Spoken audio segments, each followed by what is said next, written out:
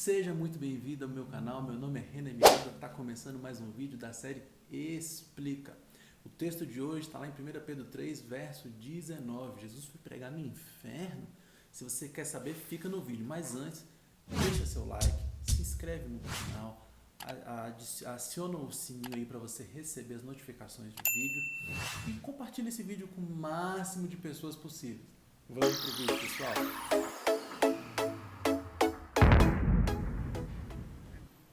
Pois bem, vamos começar lendo o texto para a gente entender. Para a gente entender bem legal, eu vou ler inclusive um verso anterior, a partir do verso 18. Diz o seguinte: pois também Cristo morreu uma única vez pelos pecados, o justo pelos injustos.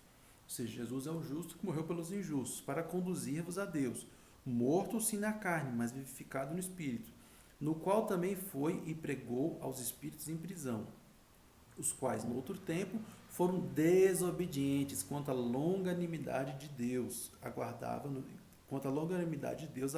nos dias de Noé, enquanto se preparava a arca, na qual poucos, a saber, 8 pessoas foram salvos através da água. Então é um texto bem interessante, que a gente tem 3 coisas aqui fundamentais para a gente tentar entender esse texto. A primeira é que teve uma pregação. A segunda, que quem recebeu essa pregação foram espíritos que estavam em prisão. E a terceira, que isso está ligado à época de Noé, uma época pré-diluviana. Então, para a gente interpretar bem esse texto, a gente tem que ter esses 3 pilares. Para a gente começar entendendo, vamos começar falando da pregação. A palavra grega original aí é a palavra querucho, que ela traz uma ideia de arauto, de anunciar, de proclamar. Ou seja, a pregação daí não é uma pregação no sentido de semelhante à pregação que a gente tem hoje, quando você chega numa pessoa e apresenta o plano da salvação, esperando que ela se converta a Jesus Cristo. Não. Essa pregação foi uma pregação no sentido de anunciar, de proclamar uma verdade. Então, esse é o primeiro entendimento. Agora, a gente precisa tentar entender quem são esses espíritos em prisão. E aqui nós temos 3 linhas básicas de interpretação.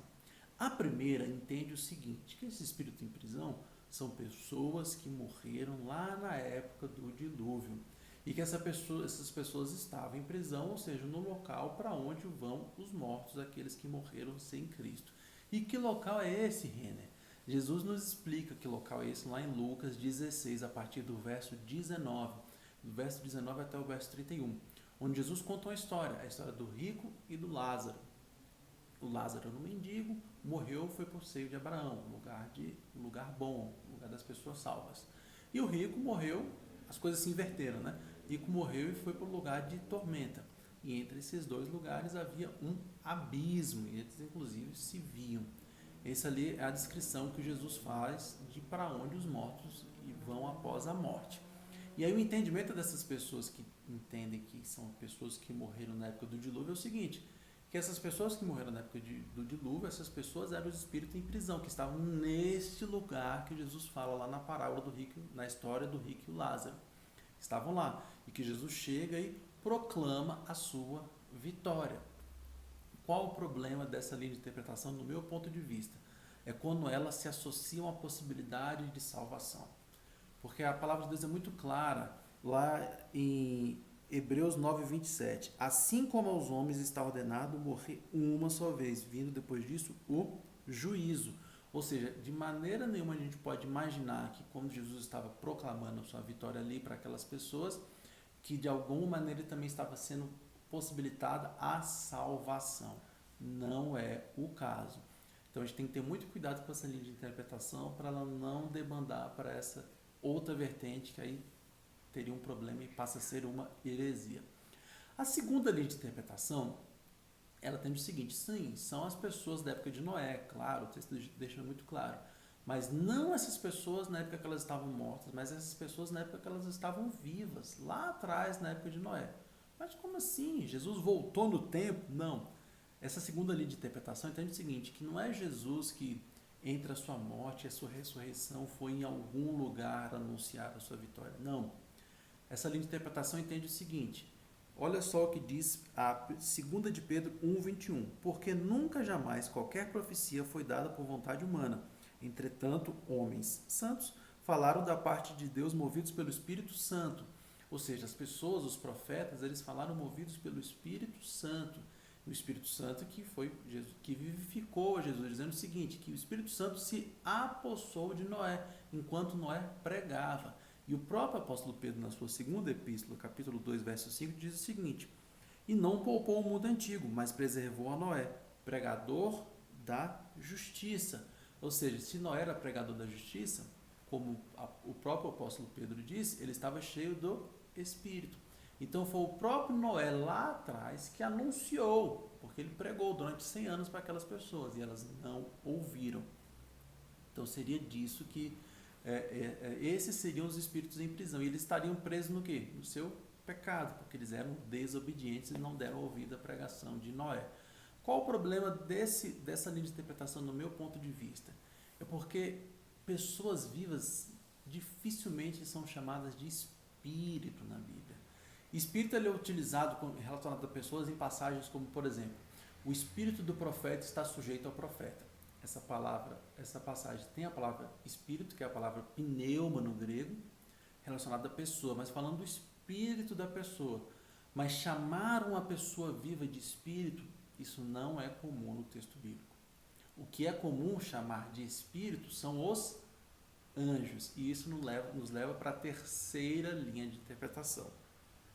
Lá em Hebreus 1,14 diz o seguinte: não são todos eles espíritos ministradores? Falando dos anjos. Os anjos não são espíritos ministradores enviados para o serviço a favor dos que hão de herdar a salvação? Ou seja, a gente vê que os anjos são espíritos. Então faz sentido que os espíritos em prisão sejam anjos presos. Nós temos uma descrição lá no verso 6 do livro de Judas, da epístola de Judas. Olha só o que diz: e os anjos, os que não guardaram o seu estado original, mas abandonaram o seu próprio domicílio, ele tem guardado sob trevas, em algemas eternas, para o juízo do grande dia. Ou seja, aqui em Judas a gente tem mais uma dica que coaduna com aquilo que a gente está vendo aqui o apóstolo Pedro falando, de anjos presos em algemas eternas, anjos que pecaram, anjos que se corromperam, e que talvez esses anjos sejam os mesmos espíritos em prisão que o apóstolo Pedro está falando. Ou seja, que Jesus anunciou a sua vitória para esses espíritos em prisão, que são os mesmos anjos presos em cadeias eternas, descritos lá em Judas. E o que corrobora essa interpretação é o próprio verso 22 do capítulo 3 que a gente está estudando. Olha o que diz o verso 22. O qual, depois de ir para o céu, estará à destra de Deus, ficando-lhe subordinados anjos, potestades e poderes. Faz um verdadeiro link com anjos, com potestades, completando o sentido de que talvez os espíritos em prisão sejam anjos caídos. Aí você vai me dizer: Renner, tudo bem com essa interpretação, mas tem um problema.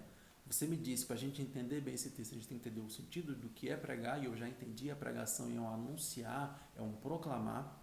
A gente tem que tentar entender o que são os espíritos em prisão, aí que é onde dá a maior dificuldade. Há quem pense que sejam os espíritos daqueles que morreram no dilúvio, que estavam lá no estado intermediário dos mortos, lá no Hades, que Jesus explica lá em Lucas 16.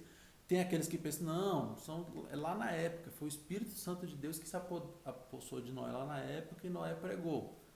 E tem aqueles que pensam: não, esses espíritos em prisão são anjos caídos, mas esses anjos caídos têm que ter alguma ligação com Noé, porque o texto faz uma ligação com Noé.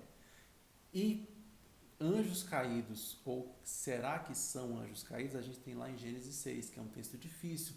Esse texto fala dos filhos dos homens, dos filhos de Deus que se deitaram com as filhas dos homens, e delas vieram gigantes, e Deus não se agradou disso. E muitos interpretam que esses filhos de Deus são anjos caídos, que talvez sejam os mesmos anjos lá de Judas 1:7. Aí a pergunta é: será que é? Aí, se você quiser saber a resposta, você vai ter que assistir o vídeo da semana que vem, que vai ser justamente sobre esse texto, sobre Gênesis 6, sobre os filhos de Deus que se deitaram com as filhas dos homens.